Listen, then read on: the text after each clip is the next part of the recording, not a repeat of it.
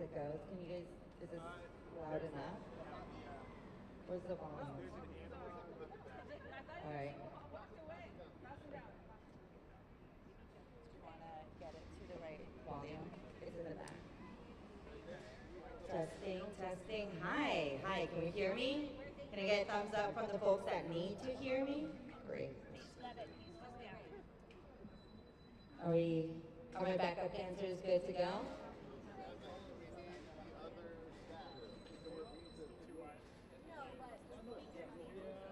All right, guys, we're done. All right, here we go.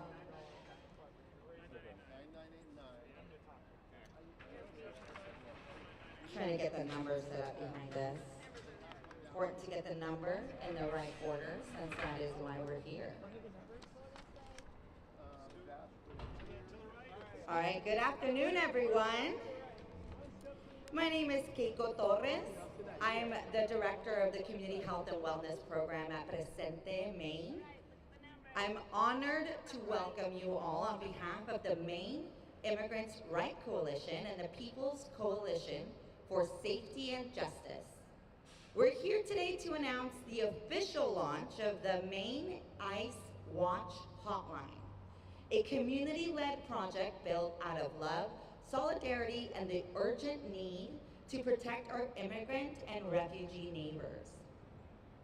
Over the past months, more than 100 volunteers have come together, training as hotline operators and verifiers, to make sure that when immigration enforcement activity happens in our state, our communities are informed, connected, and supported. Today's press conference will highlight why this hotline matters, how it works, and the power of collective action when we come together to keep our communities safe. Before we begin, I want to acknowledge the community leaders, many of them standing behind me, elected officials, advocates, and media representatives who have joined us today. Thank you for standing with us. Here's our agenda for this afternoon. We'll begin with remarks from Councillor Pius Ali, followed by Councillor Wes Pelletier. Then we'll hear a testimonial from Presente Maine's Executive Director, Crystal Cron. And finally, we'll close with a brief Q&A and thank you. With that, I'd like to welcome our first speaker, Portland City Councilor at Large, Pius Ali, to share remarks on the harm caused by criminalizing immigrants and the need for increased oversight of federal agencies. Please welcome him. Thank you very much. Thank you for joining us. Good afternoon, everyone. Thank you for being here and for standing on the side of community, compassion, and courage. Today, we are not just launching a hotline, we are building a human shield made of love, truth, and solidarity. The Maine ICE Watch Hotline is a lifeline for families, a bridge for neighbors, and a promise that no one in our community will face fear alone. A lot of people in our community have stepped forward to be trained, not because it is easy, but because it is right. They answer the phone when others are afraid to pick it up. They verify truth when rumors spread like fire. They protect through care, connection, and facts. We are seeing here in Maine and across the country tactics that feel designed to terrify communities, masked men unleashed on our streets to seize our neighbors, raise that threatened trust between residents and local law enforcement, and actions that jeopardize the safety of everyone in our community. This is not abstract. It affects real families and real lives. When our governor refuses to sign a bill that will prevent local and state law enforcement from being used to enforce harsh federal immigration laws, it sends the wrong message. It tells the federal agencies that they can come into our neighborhoods and act without restraint. But we, the people, will not let fear define our streets. We will use every lawful, peaceful tool to protect our neighbors, including rapid response networks, hotlines, legal support, public advocacy, and our collective action. Let us be clear, when the president says, deport them all, he is not talking about criminals. He is talking about our neighbors, our friends, our co-workers, the people who clean our hospitals, teach our children, and build our homes. We cannot allow fear from Washington to break the bonds we have built here in Maine. We are saying loudly and clearly, our neighbors are not the enemy. Fear is the enemy. Misinformation is the enemy. Silence is the enemy. I came to this country as an immigrant from Ghana. I know what it feels like to be seen as other. And I know the power of someone standing beside you and saying, you belong. Thank you, Portland. Thank you, Maine. And I am here to extend the same feelings to other immigrants who have arrived here after I have been here. That is what this hotline represents, belonging in action. Today, we launch more than a number. We launch a promise. A promise that in Portland and in Maine, our response to fear will always be courage. Our answers to hate will always be hope. And our defense will always be each other. I am also calling on everyone who stands with immigrants to come forward and volunteer. Join us, step up, be part of this community defense network. Together, we can ensure that no family faces fear alone, and that our streets remain safe for everyone. Thank you very much.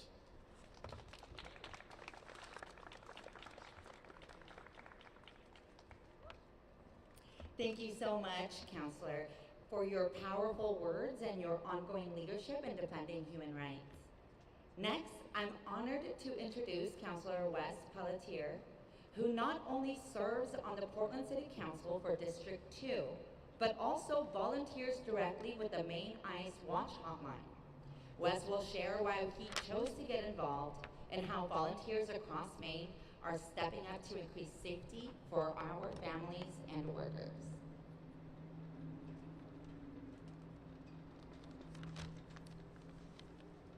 As a city councilor for some of the most diverse neighborhoods in the state, I've seen firsthand how fear is taking hold of a lot of our communities. Truancy is on the rise as parents worry about something happening on the way to school. Our parks and playgrounds and our streets are more quiet. The threat from this administration is strangling the life from our communities, and I take that personally. Over the last few months, there's been a lot of quiet organizing to begin to take back a little bit of the feeling of security. It's both the need and the desire to help out have risen. It's become clear that we need a unified network to share information in a way that doesn't cause undue panic, is integrated into the communities it serves, and balances safety with accessibility. This hotline is that network. I'm so grateful to the organizations that have put in the work to get it up and running. I've taken the verifier training myself, and it provides invaluable guidance on seeing if, say, an unmarked car in your neighborhood represents a threat to your neighbors while remaining calm and not escalating the situation. I would urge anyone who wants to be involved in protecting their community who stands with immigrants to sign up for the next available training. It removes many of the unknowns and provides confidence in what can be a very scary situation. This training and this hotline provide a concrete way for our community to come together and form a network of defense mutual aid. This hotline embodies what solidarity means, showing up for our neighbors when they need us most. When our neighbors are under attack, standing up in solidarity and protecting them isn't just the right thing to do, it's an act of solidarity that makes the fabric of our community stronger and more resilient. Thanks.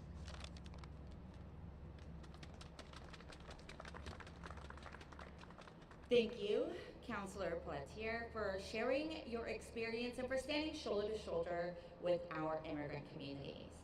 Now, our next speaker is not someone I mentioned earlier in the agenda, but very important to hear from, Reverend Dr.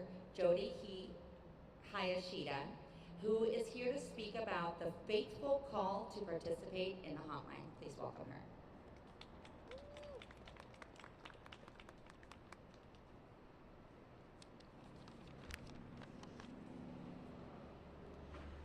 Every faith tradition explicitly teaches either care for the stranger and the foreigner or compassionate care for all life. The version of this teaching that many of us may be familiar with comes from Leviticus, beginning with chapter 19, verse 34. You shall treat the stranger who sojourns with you as the native among you, and you shall love them as yourself, for you were strangers in the land of Egypt. But the ethic of that teaching exists across traditions. Unitarian Universalism teaches the inherent worth and dignity of every person. Hinduism teaches ahimsa. Buddhism teaches metta. Islam reminds us that the Prophet himself was a refugee who fled violence. Whatever our tradition, we are taught to recognize the sacredness of every life and to treat it as such. Immigration practices in this country stand in direct opposition to these teachings of compassion and collective care. ICE and other enforcement agencies are engaged not only in general and widespread harassment of our immigrant neighbors, but also in racial profiling, the kidnapping of American citizens, disappearing immigrant community members, escalating physical violence, and an ongoing and expanding violation of constitutional rights. Our families, our friends, our neighbors are afraid to go to school, to work, to worship, to the hospital, to the store, to buy food, to feed their children. Federally sponsored terrorism is neither legitimate nor moral. And we, as people of faith across the spectrum of faith traditions, are called to oppose this campaign of terror, not only in word, but in deed by standing in solidarity with immigrant community members. Unlike many of the actions of ICE, every aspect of this ICE Watch Hotline and Verifier program is both legal and reflects the faithful teachings of care and love for the stranger. I encourage every person of faith to embrace the work of this hotline. Thank you, Dr. Reverend Hayashida, for that call to action. Now we'll hear from Crystal Cron, the Executive Director of Presente Maine and one of the driving forces behind this effort. Crystal will speak about the real-life harm caused by recent ICE and Border Patrol activity and how the ICE Watch Hotline will support families during these difficult times.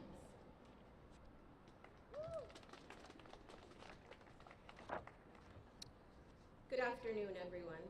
Thank you for being here today. My name is Crystal Cron, and I'm with Presente Maine, a grassroots organization working at the intersections of racial, gender, climate, and economic justice to restore dignity, joy, and well-being to displaced and dispossessed Latina communities in Maine. I'm proud to stand here with community members, advocates, and allies as we launch the Maine ICE Watch Hotline, a tool to help protect our immigrant neighbors and defend our communities against ICE activity and harm. For years, we've seen how ICE raids and surveillance tear families apart, create fear in our neighborhoods, and push people further into the shadows. We've seen mothers afraid to take their children to school, workers afraid to go to their jobs, and families living in constant uncertainty.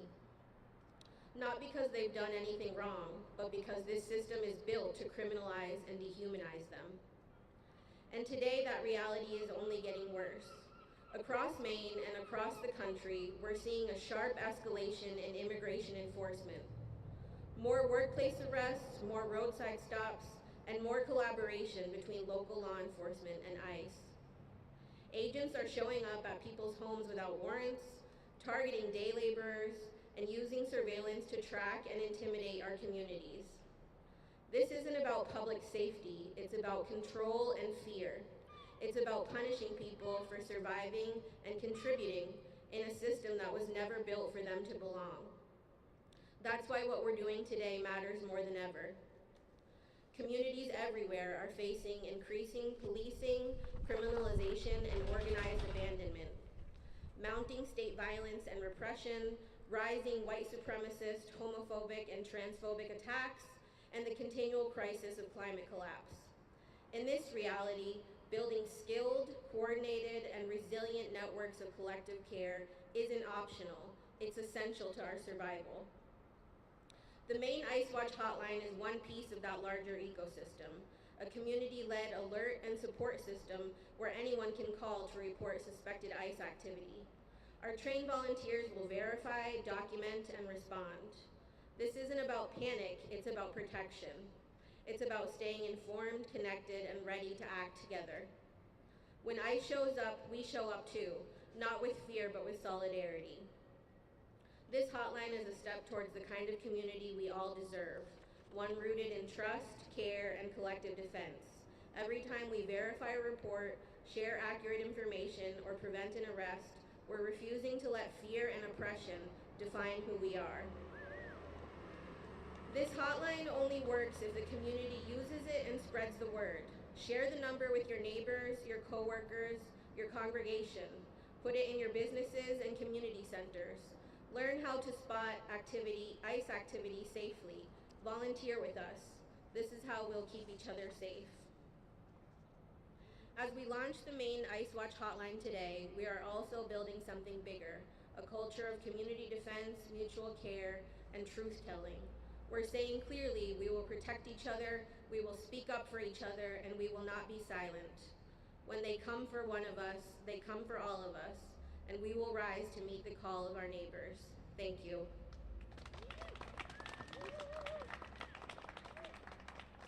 Thank you, Crystal, and thank you to all our speakers for your courage, leadership, and vision. Today we've heard stories and data that make one thing clear. Our immigrant neighbors deserve to live without fear. The Maine ICE Watch Hotline is not just a phone number. It's a lifeline, a bridge, and a symbol of what true community defense looks like. I want to thank our speakers, volunteers, partners, and everyone who helped bring this effort to life. Thank you also to the media for being here and helping us spread the word about this critical resource. Following the press conference, volunteers will be distributing multilingual flyers and posters to local businesses throughout downtown Portland. We encourage everyone to help share the hotline information widely. Thank you all for joining us today, for standing with Maine's immigrant and refugee families, and for being part of a movement that says clearly, we keep each other safe. Thank you.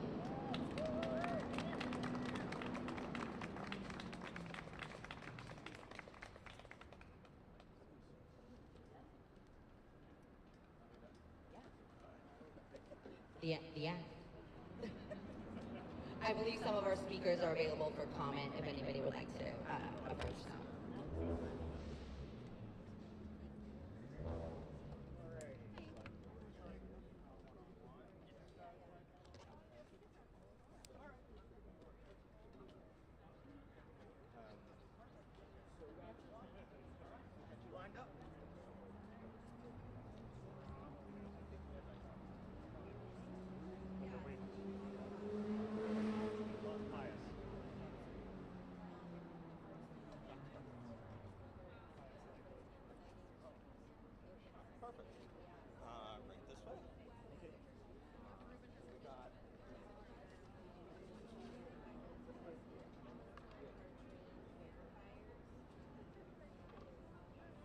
All needed to be kept together before it. Yeah, they all blew all over the place.